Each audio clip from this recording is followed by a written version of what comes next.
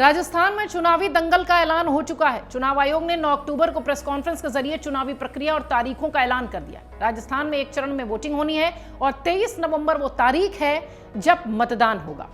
चुनाव के परिणाम सभी राज्यों के साथ 3 दिसंबर को घोषित होंगे। इससे पहले ही कांग्रेस, बीजेपी और आम आदमी पार्टी समेत सभी दल चुनावी तैयारियों में जुटे हुए दिखाई पड़ रहे थे। हम बहुत सारी रिपोर्ट्स आपको दिखा रहे थे। बात अगर राजस्थान विधानसभा की करें तो यहां 2018 में हुए विधानसभा चुनाव के बाद काफी कुछ बदल गया है। इस दौरान राजस्थान की जनता ने कांग्रेस की अंदरूनी कलह, सचिन पायलट और अशोक गहलोत के बीच जारी शीत युद्ध को काफी समय से ठंडा देखा है, नॉर्मल देखा है। इन सब के बीच आइए जानते हैं कि बीते 5 सालों में राज्य की सियासत में क्या कुछ बदला। 2018 के चुनाव नतीजे क्या कहते हैं, कब कब गहलोत सरकार संकट में आई और राज्य में कांग्रेस की जीत का नेतृत्व करने वाले सचिन पायलट कब कब गहलोत सरकार के लिए और खुद कांग्रेस के लिए बड़ी मुश्किलें खड़ी करते दिखाई पड़े। सबसे पहले आपको बताते हैं कि 2018 की क्या स्थिति थी। 2018 में राजस्थान विधानसभा चुनाव के लिए चुनाव 7 दिसंबर को हुए थे, जबकि परिणाम 11 दिसंबर को ही आ गए थे।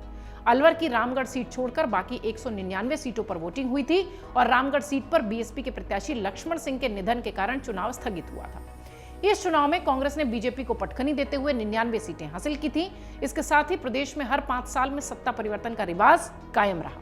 बीजेपी को 73, मायावती की पार्टी बसपा को 6, अन्य को 20 सीटें मिली थी और कांग्रेस बहुमत के साथ 101 विधायकों को लेकर सत्ता में आ गई थी। कांग्रेस ने निर्दलियों और अन्य की मदद जरूर ली थी और 101 का आंकड़ा छू लिया था। इसके साथ ही राज्य में सत्ता में उसकी वापसी हो गई थी।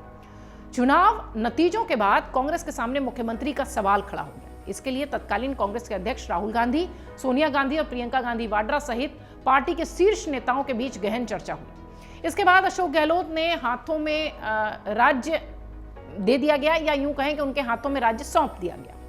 इसी दौरान राहुल गांधी ने मुख्यमंत्री पद के दावेदारों दोनों नेताओं की खुद के साथ एक तस्वीर भी ट्वीट की। इस फोटो को उन्होंने कैप्शन में दिया, यूनाइटेड कलर्स ऑफ राजस्थान। बसपा और निर्दलीय विधायकों ने सरकार बनाने के लिए अपना समर्थन सौंप दिया, जिसके मुख्यमंत्री बने अशोक गहलोत। राज्य में चुनाव के बाद कभी भी सियासी हलचलें थमी नहीं। सितंबर 2019 में एक बड़ा सियासी घटनाक्रम हुआ जब बीएसपी यानी बहुजन समाज पार्टी सभी 6 विधायक सत्तारूढ़ कांग्रेस में शामिल हो गए। कई दिनों तक मुख्यमंत्री अशोक गहलोत के संपर्क में रहे बसपा विधायकों ने अपने विधायक दल के कांग्रेस में विलय की सूचना देने वाले एक पत्र विधानसभा अध्यक्ष सीपी जोशी को सौंप दिया था।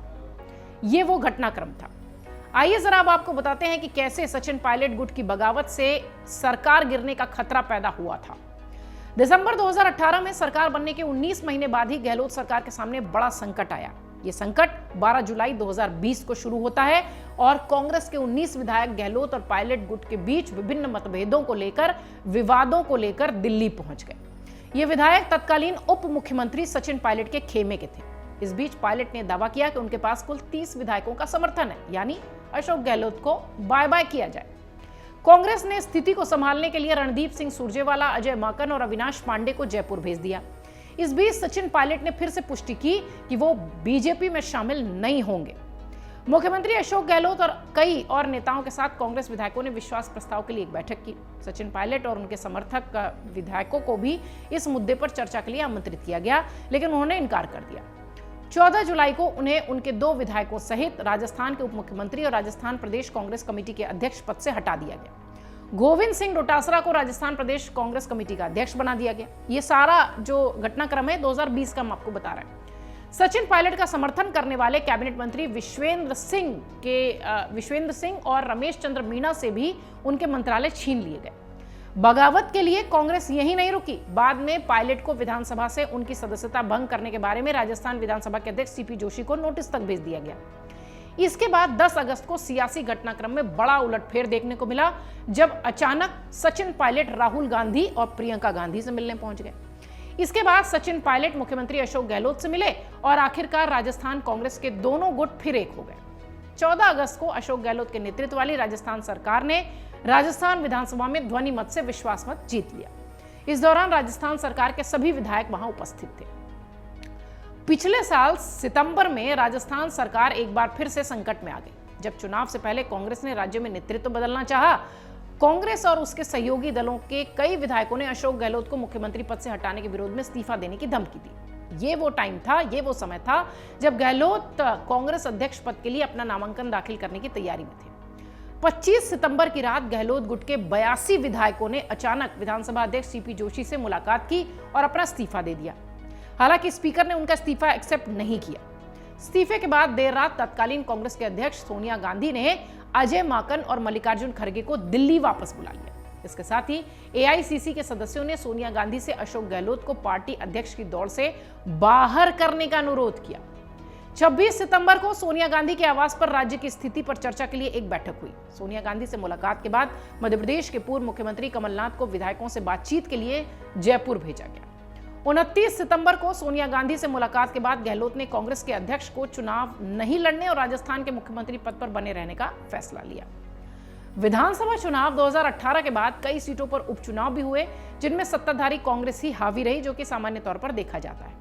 अप्रैल 2021 में सुजानगढ़, सहाड़ा और राजसमंद सीटों पर उपचुनाव हुए थे। ये सीटें संबंधित विधायकों के निधन के कारण खाली हुई थी। इसके परिणामों की बात करें तो सहाड़ा और सुजानगढ़ में कांग्रेस की जीत हुई थी, जबकि राजसमंद में बीजेपी ने बाजी मारी। नवंबर 2021 में वल्लभनगर और धरियावाद सीट पर भी चुनाव हुए। इन दोनों सीटों पर कांग्रेस ने जीत का परचम लहराया। आपको बता दें कि ये सीटें संबंधित विधायकों के निधन से ही खाली हुई थी। पिछले साल दिसंबर में सरदार शहर विधानसभा सीट पर उपचुनाव हुआ। इसमें कांग्रेस ने जीत दर्ज की थी। यह सीट विधायक भंवरलाल शर्मा के निधन के कारण खाली हुई। ये सारे घटनाक्रम हैं जो कि 2018 से अब तक के हैं, वो हम आपको बता रहे थे। अब हम आपको बताते हैं कि अभी विधानसभा की क्या स्थिति फिलहाल दिखाई पड़ रही है। 2018 के चुनाव के बाद 200 सदस्यीय विधानसभा में कांग्रेस की 99, बीजेपी की 77 सीटें हैं। 6 सीटें बसपा और 20 अन्य के खाते में गई। इस वक्त 230 सदस्यीय विधानसभा में कांग्रेस के 108, बीजेपी के 70 और 21 अन्य हैं। वहीं उदयपुर सीट वरिष्ठ बीजेपी नेता गुलाबचंद कटारिया के इस्तीफे के कारण इस साल फरवरी महीने में खाली हुई है, जब उन्हें असम का राज्यपाल बना दिया गया। अब समझिए कि इस चुनाव में कौन कौन से ऐसे मुद्दे हैं जो कि राजस्थान में हावी होते दिखाई पड़ेंगे और जिसकी तैयारी कांग्रेस, बीजेपी सहित आम आदमी पार्टी भी कर रही है। 2018 में राजस्थान विधानसभा के चुनाव के नतीजे 11 दिसंबर को आए थे, यानी इस बार जनता का फैसला भी जल्द ही आ जाएगा। ऐसे में इस चुनाव में कांग्रेस के सामने अपना किला बचाने की चुनौती होगी।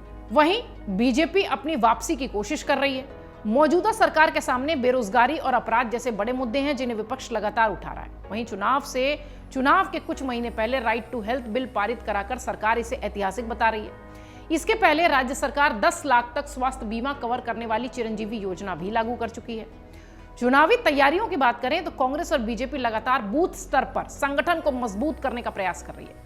चुनावी विश्लेषकों की माने तो बीजेपी इस बार पीएम मोदी के चेहरे पर ही चुनाव लड़ रही है, जबकि कांग्रेस अभी भी अशोक गहलोत को सामने लेकर चल रही है।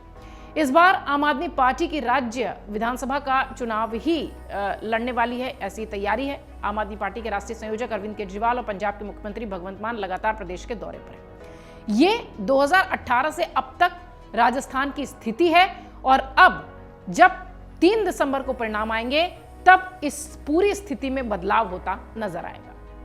अमर उजाला अब आपके टीवी पर भी। अपने स्मार्ट टीवी पर YouTube पर सर्च करें अमर उजाला, चैनल सब्सक्राइब करें और देखें ताजा खबरें, वो भी HD क्वालिटी में। और हाँ, बेल आइकन दबाना ना भूलें ताकि हर खबर हो आपके घर। अमर उजाला, निष्पक्ष, निर्भीक, निरंतर।